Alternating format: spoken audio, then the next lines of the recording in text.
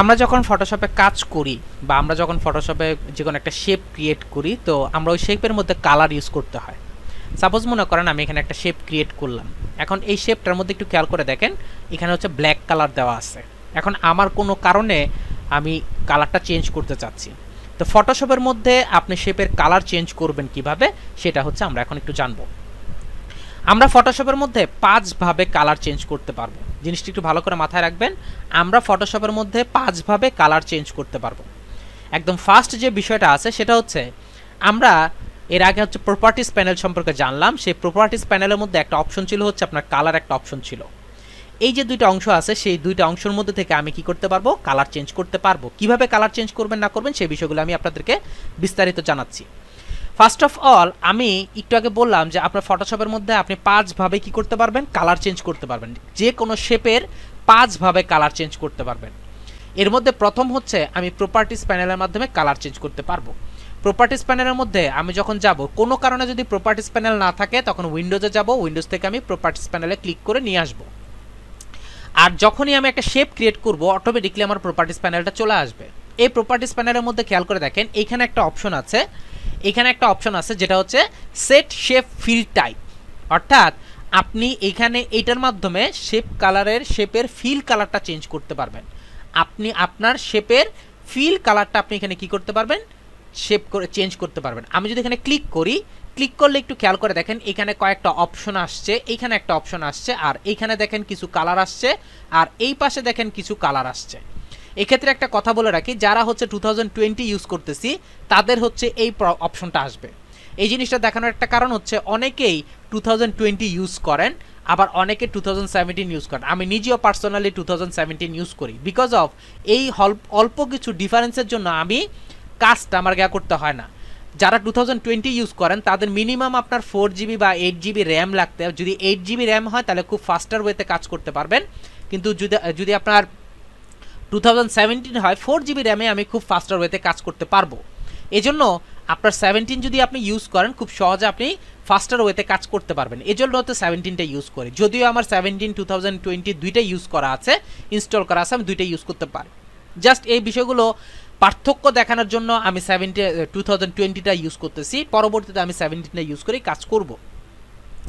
তো আমি যদি এখানে ক্লিক করি, ক্লিক করলে একটু খেয়াল করে দেখেন এখানে যা শো করতেছে 17ও তা শো করবে।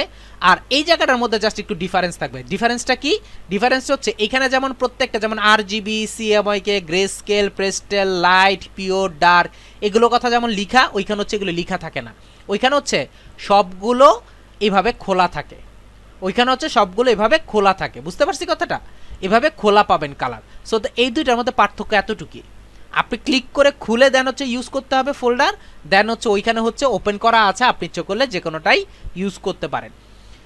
তো কিভাবে কালারটা ইউজ করবেন, এক নাম্বার হচ্ছে আমি ফার্স্ট যে বিষয়টা জানাবো সেটা হচ্ছে আমার যদি কোনো কারণে শেপের কালারটাকে নান করে দিতে ইচ্ছা হয়, অর্থাৎ আমি কালার চাচ্ছি না, তখন আমি চাইলে কি করতে পারবো, এখান থেকে ক্লিক করে নান করে ফেলতে পারি। এটা হচ্ছে প্রথম কাজ।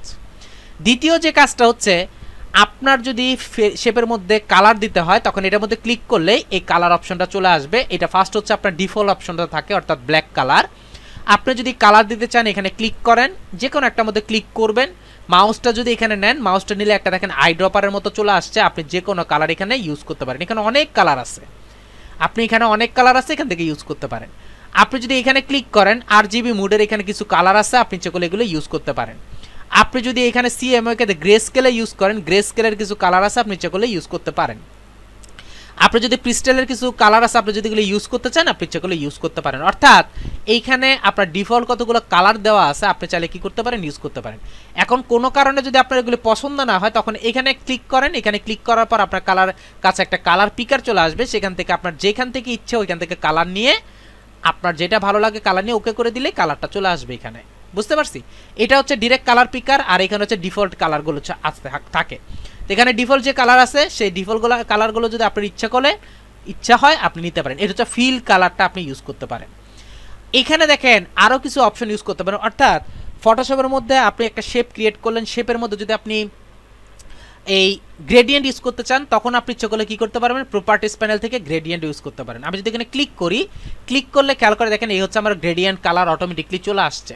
এখন আপনার যদি ইচ্ছা হয় এখান থেকে কালার ইউজ করতে, অর্থাৎ গ্রেডিয়েন্ট কালার দিতে, আপনি কি করতে পারবেন, গ্রেডিয়েন্ট কালার ইউজ করতে। যেমন এখানে বেসিকের মধ্যে কিছু গ্রেডিয়েন্ট কালার রেডি করা আছে, ব্লুর মাধ্যমে কিছু রেডি করা আছে, তারপর হচ্ছে আপনার পিঙ্কের মধ্যে কতগুলো রেডি করা আছে, রেডের মধ্যে কতগুলো রেডি আছে, অর্থাৎ ডিফল্ট অনেকগুলো কালার রেডি করা আছে। এগুলো হচ্ছে সবগুলো হচ্ছে আপনার গ্রেডিয়েন্ট কালার। এরপরেও যদি আপনার কালার চেঞ্জ করতে হয়, অর্থাৎ আপনার যদি কালার চেঞ্জ করে কাজ করতে হয়, তখন আপনি কি করবেন, এটার মধ্যে ডাবল ক্লিক করবেন, যে কালারটা প্রয়োজন সেই কালারটা দিয়ে আপনি ওকে করে দিবেন, কালার চলে আসছে। আবার এটার মধ্যে ডাবল ক্লিক করবেন, যে কালারটা প্রয়োজন সেই কালারটা দিয়ে আপনি ওকে করে দিবেন, কালার চলে আসছে।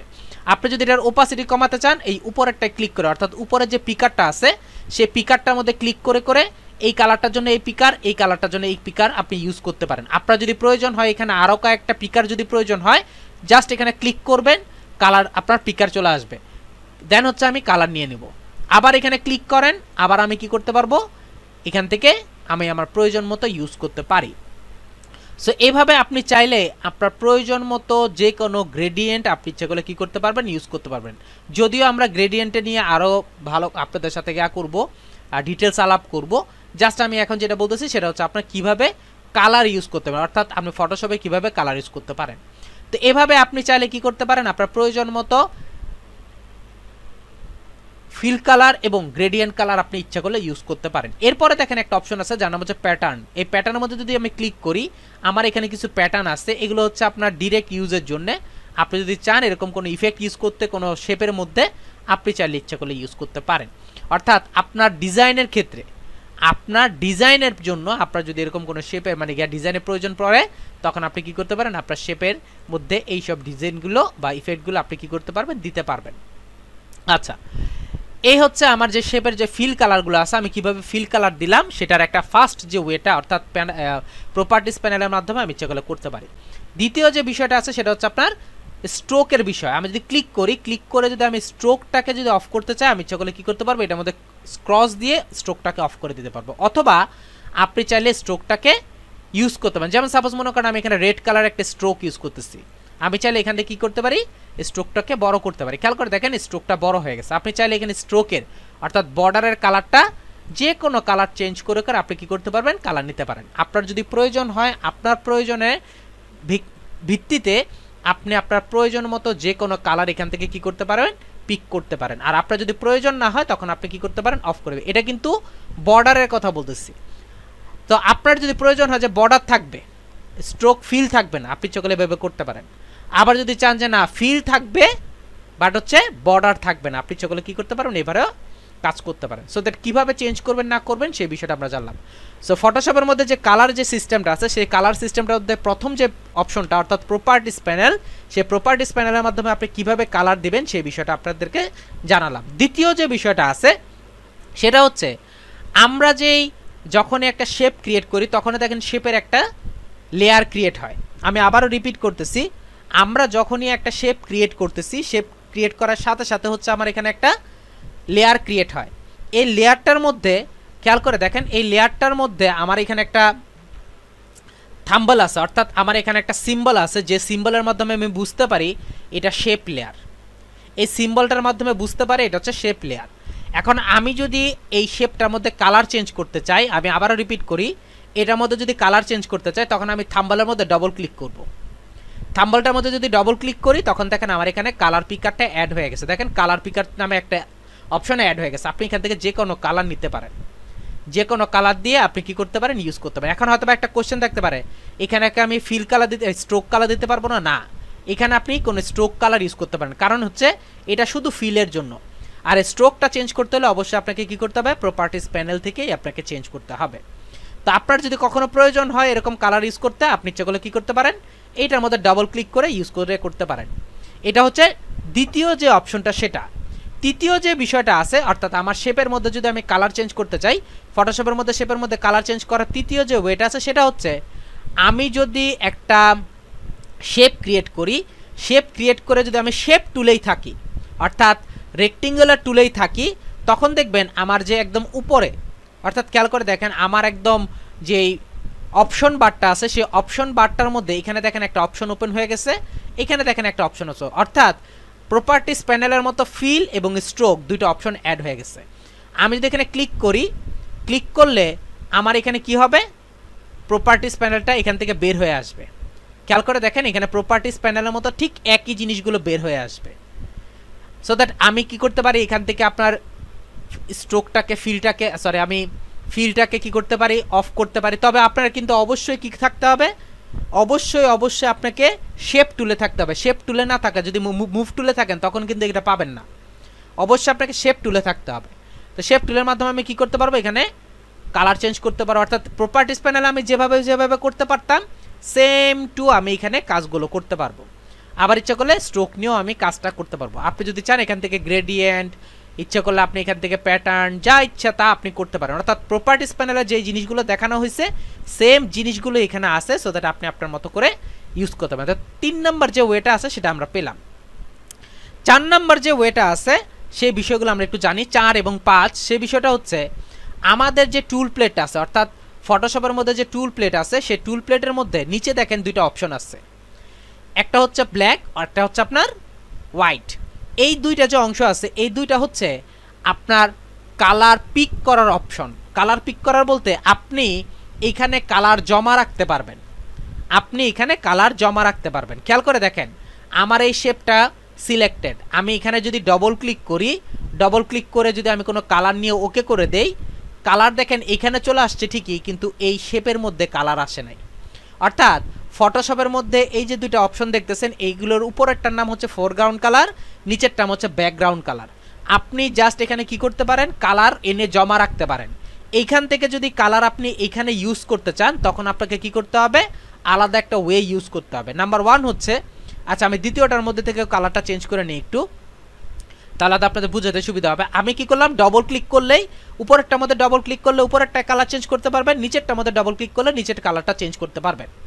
এখন এই কালার দুইটা আমি এখানে ইউজ করতে চাচ্ছি। তো প্রথমের যে বিষয়টা অর্থাৎ 4 নাম্বার যে বিষয়টা আছে সেটা হচ্ছে উপরেরটার নাম হচ্ছে ফোরগ্রাউন্ড কালার। সেই ফোরগ্রাউন্ড কালার যদি আপনি এখানে ইউজ করতে চান তখন আপনাকে আপনার কিবোর্ডের মধ্যে অল্টার এবং পাশে হচ্ছে ডিলিট অথবা ব্যাক স্পেস ইউজ করতে হবে।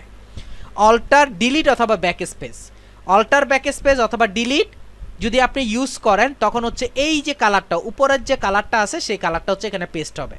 আর আপনি যদি নিচের কালারটা এখানে ইউজ করতে চান তখন হচ্ছে কন্ট্রোল ব্যাক স্পেস অথবা কন্ট্রোল ডিলিট। আপনি যদি ইউজ করেন নিচের যে কালারটা আছে সেটা ইউজ করতে পারবেন এখানে। অর্থাৎ আপনার কিবোর্ডের অল্টার ডিলিট দিলে হবে আপনার ফোরগ্রাউন্ড কালারটা আসবে, আর কন্ট্রোল ডিলিট দিলে আপনার ব্যাকগ্রাউন্ড কালারটা আপনি ইউজ করতে পারবেন।